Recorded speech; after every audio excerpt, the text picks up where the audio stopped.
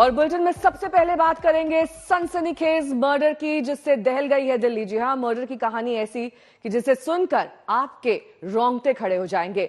एक युवक ने रात में अपनी गर्लफ्रेंड का मर्डर किया। गर्लफ्रेंड के शव को अपने ढाबे के फ्रिज में छिपाकर अगले ही दिन दूसरी लड़की से शादी रचा ली। किसी अनजान सूचना पर 4 दिन बाद कत्ल का खुलासा हुआ और पुलिस ने आरोपी को गिरफ्तार कर लड़की का शव बरामद कर लिया।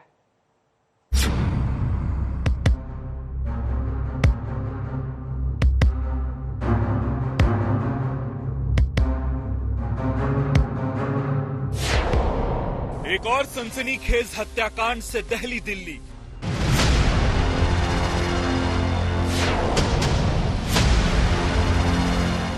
रात में गर्लफ्रेंड का मर्डर, अगले दिन शादी।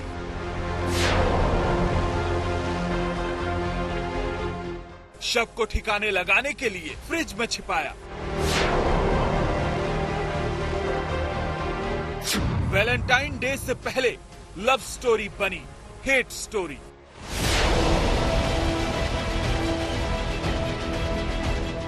तस्वीरों में ये जोड़ी कितनी परफेक्ट लग रही है।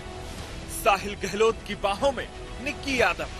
दोनों ने कभी साथ जीने मरने की कस्में खाई थी, लेकिन जिस शख्स पर निक्की ने भरोसा किया वही बन गया उसका कातिल।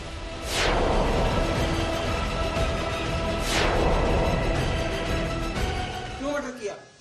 तो आप देख पा रहे हैं साहिल जो फिलहाल क्राइम ब्रांच की गिरफ्त में है, खामोश है, कुछ बोल नहीं रहा है, लेकिन इस हत्याकांड का खुलासा क्राइम ब्रांच ने फिलहाल कर दिया है। आरोपी पुलिस की गिरफ्त में है। लड़की का शव पुलिस बरामद कर चुकी है। अब वारदात की वजह जान लीजिए। निक्की से प्रेम की कस्में खाने वाला साहिल गहलोत घर वालों की मर्जी से 10 फरवरी को शादी करने जा रहा था। 9 फरवरी को निक्की को कहीं से इसकी भनक लग गई तो उसने साहिल पर मिलने का दबाव बनाया। कश्मीरी गेट ISBT के पास सचिन की कार में दोनों की मुलाकात हुई। फिर क्या हुआ, ये दिल्ली पुलिस से सुनिए। 9 तारीख को साहिल की मंगनी थी जो किसी और के साथ तय हो गई थी। 10 तारीख को शादी थी। ये बात जब निक्की यादव को पता चली तो उन्होंने साहिल को कन्फ्रंट करने के लिए उसे बुलाया। 9 और 10 की रात को साहिल की गाड़ी में दोनों की मुलाकात हुई। उस दौरान बहस हुई उनके आपस में, और बहस के दौरान साहिल ने अपने मोबाइल फ़ोन के केबल से निक्की यादव का गला घोंटकर हत्या कर दी।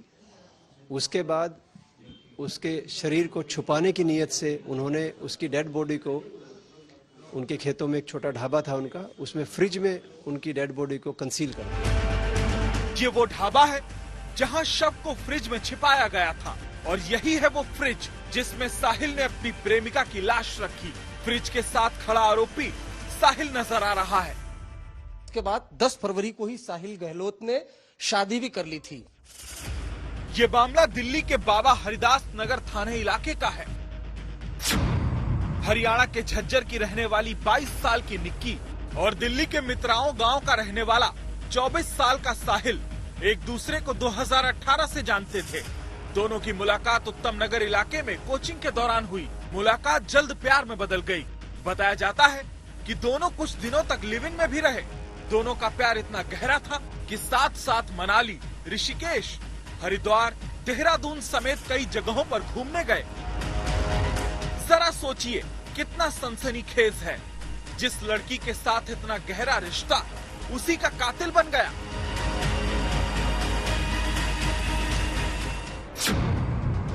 सवाल उठता है कि क्या साहिल का इरादा शव के टुकड़े टुकड़े कर धीरे धीरे उसे ठिकाने लगाने का था, जैसा मेहरौली में श्रद्धा वालकर के साथ उसके प्रेमी आफ्ताब ने किया था।